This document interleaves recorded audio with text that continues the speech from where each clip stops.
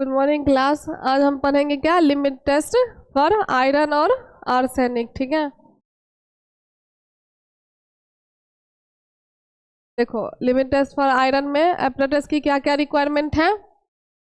नेजलर cylinder, glass rod और test tube. ठीक है, उसके बाद केमिकल रिक्वायरमेंट क्या क्या है। Iron solution, standard iron solution लेंगे तो कैसे बनाएंगे उसको, तो 0.1726 gram of ferric ammonium sulphate को डिसॉल्व करेंगे किसमें, 10 ml of 0.1 normal sulphuric acid, और मतलब कि जितना वाटर सफिशियंट होगा उसमें ऐड कर देंगे। ठीक, तो फिर आपका दूसरा क्या है कि 0.1 नॉर्मल H2SO4 जो कि आपका क्या होगा 4.90 ग्राम इन 1000 ml ऑफ वाटर। ठीक है, इसको इसमें डाल देंगे।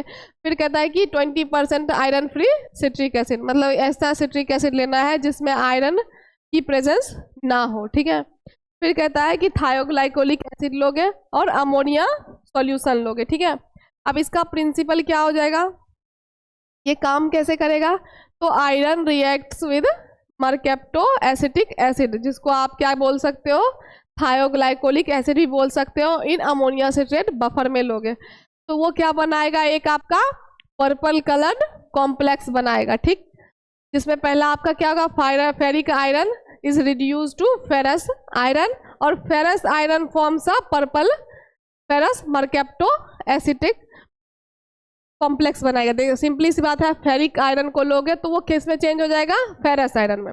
फेरस आयरन में चेंज होगा तो फेरस आयरन जो है वो क्या बनाएगा, एक पर्पल कलर का मरकेप्टो एसिटेट कॉम्प्लेक्स बनाएगा। ठीक, उसके बाद कहता है कि the intensity of purple colour is compare with the standard solution to determine the iron content in within limits. अब क्या करेंगे हम, जो आपका टेस्ट सॉल्यूशन है उसको स्टैंडर्ड से कंपैरिजन कर लेंगे। ठीक है, तो कंपैरिजन जो मेनली होगा वो किस में होगा, कलर में होगा। ठीक है, कि जो कलर की कैपेसिटी होगी, इंटेंसिटी होगी, वो किसकी ज्यादा है। ठीक, तो उसके बाद इसमें केमिकल रिएक्शन जो अभी ऊपर बताया है वही है। क्या किया, फेरिक आयरन लिया और मरकेप्टो एसिटिक एसिड लिया, दोनों को जब कंबाइन करवाया तो क्या बनाया, ये कार्बोक्सी मिथाइल पर सल्फाइड। यहाँ पे क्या लिया है, बस दो, इसको क्या किया है, दो बार लिख दिया है। ठीक है, यहाँ पे क्या था, सिंगल 2HCH2 था और COOH था। तो सिंपली इसको क्या किया, दो सल्फर लिया, यहाँ दो सल्फर प्रेजेंट है ना, और प्लस में CH2 दो बार इसमें लगा दिया, और जो आपका दो हाइड्रोजन था उसको वहां लगा, तो बनाया क्या, ये कार्बोक्सी मिथाइल पर सल्फाइड। ठीक है, कार्बोक्सी मिथाइल इसलिए बनाया क्योंकि मिथाइल ग्रुप ऐड है और plus carboxy group COOH add है, इसीलिए क्या हो गया, कार्बोक्सी मिथाइल। अब पर सल्फाइड क्यों लिखा है, क्योंकि इसके पास दो सल्फर ग्रुप है, इसीलिए पर सल्फाइड। ठीक है, अब ये बोल रहा है कि कॉम्प्लेक्स बनाएगा। अब क्या बनाएगा, कॉम्प्लेक्स बनाएगा। कॉम्प्लेक्स में कैसे बनाएगा, तो फेरस आयरन लिया, क्या बोला था, फेरिक आयरन को किस में चेंज करेगा, फेरस आयरन में। ठीक, Fe3 से क्या हो जाएगा, Fe2 हो जाएगा। ठीक, फिर कहता है कि मरकेप्टो एसिटिक एसिड लिया, अब ये क्या बनाएगा आपका, फेरस मरकेप्टो एसिटेट कॉम्प्लेक्स। ठीक है, सिंपल इसमें भी वही है, बस इसको क्या किया, Fe को बीच में रखा है और इन दोनों को दोनों साइड से लगा दिया है। ठीक है, अब जब दोनों साइड से लगा दिया है तो क्या बना लिया इसने, कॉम्प्लेक्स बना लिया। अब जब कॉम्प्लेक्स बनाएगा, देखो कोई डिफरेंस है, CH2SH यहाँ भी है, CH2SH यहाँ भी है, CO यहाँ भी है और यहाँ भी है। ठीक है, बस क्या है कि वो Fe को घेर लिया है, मतलब कि कॉम्प्लेक्स बना लिया है दोनों तरफ से। ठीक है, तो इसी को क्या बोला है इसने, फेरस मरकेप्टो एसिटेट कॉम्प्लेक्स, जो कि आपका क्या कौन से कलर का होगा, पर्पल कलर का होगा। ठीक, अब इसका प्रोसीजर सिंपल सा है, वही 250 ml का नेजलर सिलेंडर ले लो। ठीक, नेजलर सिलेंडर लेने के बाद क्या करोगे, इसमें जितना क्वांटिटी रिक्वायर्ड होगा उसको आप डाल दोगे। इसमें क्या डालोगे, dilute 2 ml of standard iron solution with 20 ml water. ठीक है, में आपका स्टैंडर्ड क्या होता है, नोन होता है, उसका पता होता है, और इसमें जो भी आप सैंपल लोगे इसमें डाल दोगे। ठीक, अब इसको क्या करोगे, नेजलर सिलेंडर में दोनों को ट्रांसफर कर लोगे। ट्रांसफर करने के बाद उसमें क्या ऐड कर दोगे, 2 ml 20% of iron free citric acid.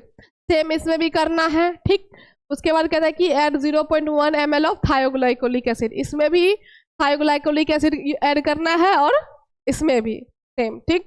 फिर कहता है कि मिक्स वेल, दोनों को ही क्या करोगे आप, सही तरीके से मिक्स कर लोगे।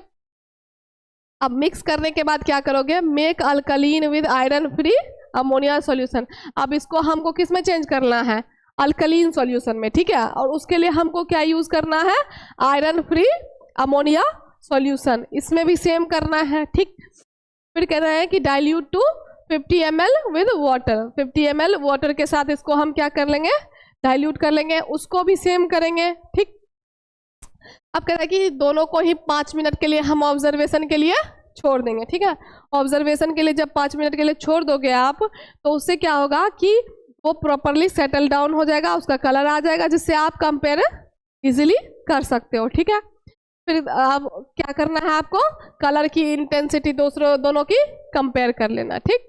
आप जब ऑब्जर्वेशन पे आओगे तो क्या कहता है कि compare the colour intensity of both solution, दोनों ही कलर को क्या करोगे, कलर के इंटेंसिटी को, कि कौन सा ज्यादा गहरा है, कौन सा कलर ज्यादा गहरा है, ठीक है। तो the test passes if the test solution purple colour is not deeper than the standard solution. Test आपका कब पास होगा, जब आपका क्या होगा, टेस्ट का जो कलर होगा वो स्टैंडर्ड से ज्यादा डीप ना हो, ठीक है। वो हो गया, ये था किसका, आयरन के लिए लिमिट टेस्ट, ठीक।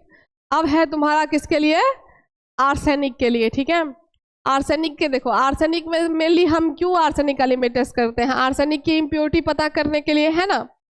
तो इसमें जो आपका मटेरियल रिक्वायर्ड होगा, एपरेटस, वो होगा वाइड माउथेड फ्लास्क और बॉटल।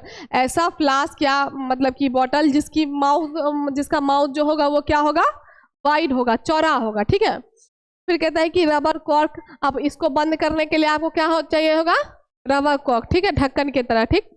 उसके बाद क्या लोगे आप, मेजरिंग सिलेंडर ले लो या फिर पिपेट ले लो, ठीक।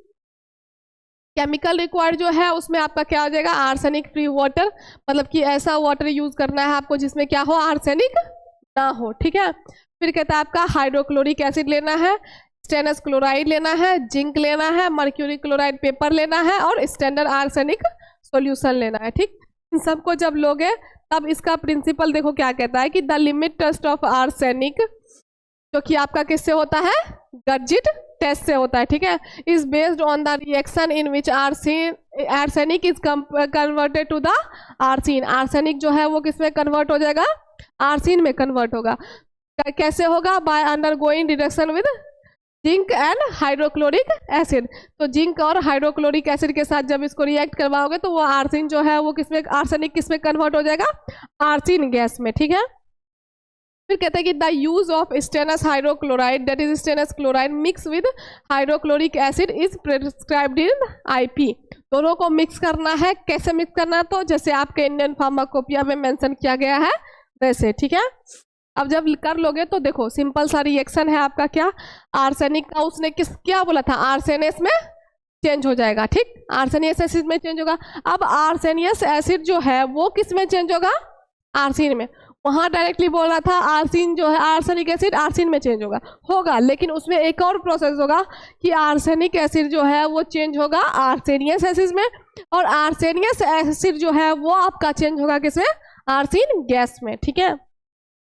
आप कहता है कि when arsine comes in contact with dry paper saturated with mercury, अब इसने बोला ना मर्क्यूरी क्लोराइड का एक पेपर लेना है, आपको लेना है, तो जब उसके कांटेक्ट में आएगा तो ये क्या प्रोड्यूस करेगा, येलो कलर का या ब्राउन कलर का स्टेन प्रोड्यूस करेगा, ठीक है।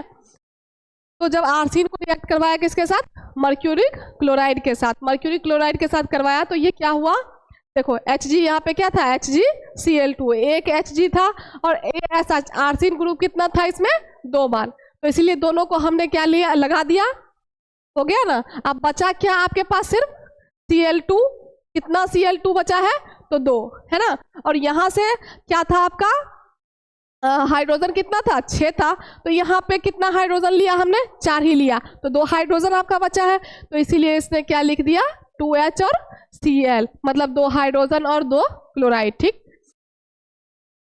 आप कहता है कि the intensity of the colour, आप देखो स्टेन जो है उसने क्या बोला था, या तो आपका येलो आएगा या तो ब्राउन आएगा, ठीक है। तो कहता है कि दोनों के कलर के इंटेंसिटी को क्या करना है आपको, सिंपल सा कंपेयर करोगे ना। तो यहाँ पे क्या कहता है कि the intensity of the colour produce is proportional to the amount of arsenic present.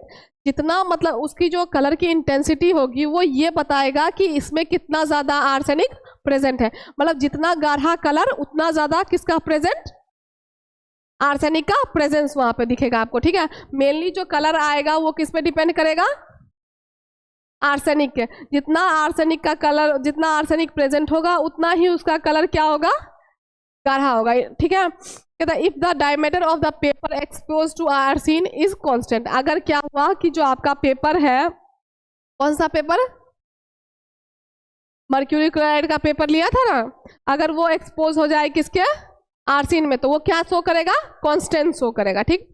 क्या फिर कहता है कि the test solution of the sample is compare with the standard solution. The stains are then compared in natural light, जो कि आपका क्या होता है, डे लाइट, ठीक है। आप देखो मतलब कि टेस्ट को स्टैंडर्ड से कंपेयर कर लोगे, ठीक। अब टेस्ट का कलर अगर ज्यादा गाढ़ा आया तो इसका मतलब टेस्ट आपका फेल है, अगर स्टैंडर्ड से टेस्ट कम आया तो टेस्ट आपका पास है, ठीक है। ये तो था ऑब्जर्वेशन। अब देखो जो गर्जिट एपरेटस का इसने बात किया है उसको पहले सेटअप करने के लिए आपको क्या क्या रिक्वायरमेंट चाहिए होता है उसके बारे में है ये, ठीक है। यहाँ पे पढ़ तो लिया आपने कि ये टेस्ट गर्जिट एपरेटस से होगा, ठीक है। लेकिन जो गर्जिट एपरेटस है उसको आप सेट कैसे करोगे, ठीक है। सबसे पहले उसके लिए क्या लोगे, वाइड माउथेड फ्लास्क और बॉटल लोगे जिसकी कैपेसिटी कितनी होगी, कम से कम 120 ml, ठीक है। फिर कहता है कि fitted with a rubber Bang through which a glass tube, ठीक है। फिर इसको क्या करना है, फिट करने के लिए आपको क्या चाहिए, देखो यहाँ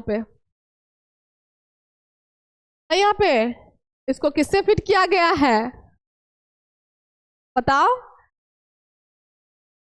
रबर बंग के थ्रू किया गया है ना, तो बोलने में क्या जाता है, ठीक है। फिर कहता है कि ग्लास ट्यूब, अब इसका ग्लास ट्यूब का जो डायमेंशन होगा आपका, टोटल लेंथ कितना होगा 200 mm, इंटरनल डायमीटर जो होगा वो 6.5 mm होगा और एक्सटर्नल जो होगा वो 8 mm होगा, ठीक है। उसके बाद जो इसका एंड होगा वो ड्रॉ मतलब कि डायमीटर जो उसका कितना होगा 1 mm, साइड होल जो होगा वो कितना होगा, उसके बाद इस ब्लोन नियर द कंस्ट्रिक्टेड, देखो ये जो साइड होल है वो गैस को पास करने के लिए दिया गया है ना। फिर आपका कहता है कि this hole lies below the bottom of the cork when inserted, ठीक है। जो आपका होल होगा वो कहाँ होगा, सबसे नीचे होगा, कहाँ होना चाहिए। उसके बाद कहता है कि असेंबली जो आप इसको सेट करोगे, कहता है when cork is inserted into flask containing 70 ml of solution. जब वो फ्लास्क होगा उसमें आपका कितना सॉल्यूशन होगा, 70 ml का सॉल्यूशन होगा, ठीक है। फिर कहता है कि the constricted end is above the liquid surface and the side hole is submerge, the upper end of the glass tube is slightly rounded. जो आपका मतलब कि ये देखो ये जो है वो 2 mm का आपका होल हो गया, ठीक। अब होल है, उसके बाद जो आपका यहाँ पे क्या है, इसको आपने क्या कर दिया है बताओ, जो ये बार बार बोल रहा है, देखो अपर कॉर्क इसका क्या हो गया, ये हो गया, लोअर कॉर्क इसका ये हो गया, इसके बीच में आप क्या करोगे, मर्क्यूरी पेपर को लगाओगे, उसके बाद इसको क्लिप के साथ, स्प्रिंग या क्लिप के साथ क्या कर दोगे, टाइट कर दोगे, ठीक है। उसके बाद का यहाँ पे क्या कह रहा है आपका कि जो आपका रबर कॉर्क होगा, रबर कॉर्क का बता रहा है कि ये 25 × 25 इसका साइज होना चाहिए, ठीक है। उसके बाद क्या कहते हैं, सेंट्रल होल जो है उसका कितना होना चाहिए 6.5 mm, ठीक है। उसके बाद फिटेड टाइटली विद यूजिंग, आप क्या करते हैं इसको हम टाइट करने के लिए क्या यूज करेंगे, स्प्रिंग क्लिप, ठीक है, ताकि वो टाइटली बाइंड हो जाए, ठीक है। उसके बाद कहता है ये कि आपका may be replaced by any suitable air tight device, या फिर आप इसको क्या कर सकते हो, कोई भी एयर टाइट डिवाइस लेके इसको रिप्लेस कर सकते हो। आप स्प्रिंग का यूज ना करो, ऐसा डिवाइस ले लो जिसमें क्या हो, एयर की एंट्री ना हो सके, ठीक है। इसका वर्किंग मैकेनिज्म क्या है, during the gas arsine release pass through the side hole, जो आपका आर्सिन है वो साइड होल के थ्रू क्या हो जाएगा, रिलीज हो जाएगा, ठीक। Water vapour condensed and exits through the lower hole, अब क्या होगा, वाटर वेपर जो होगा वो एग्जिट होल के थ्रू क्या हो जाएगा, वो एग्जिट कर जाएगा, है ना। फिर कहता है कि आपका ये नॉर्मल सा फिगर है, क्या, apparatus are use for arsenic limit test, जिसमें कि आपका यूज है क्या क्या, देखो ये सिंपल सा आपका फ्लास्क है, ठीक है। अब फ्लास्क के लिए आपका क्या है, रबर कॉक भी चाहिए, है ना। तो अब रबर कॉक है, इसके बाद ये आपका एक क्या ले लिया है, क्या लिया है, ले लिया, ठीक, बोला है ना 2 mm long glass tube with 8 mm external diameter. इसका जो डायमीटर होगा वो कितना होगा, 8 mm का हो। ये जो होल लिया है वो गैस को पास करने के लिए लिया है, ठीक।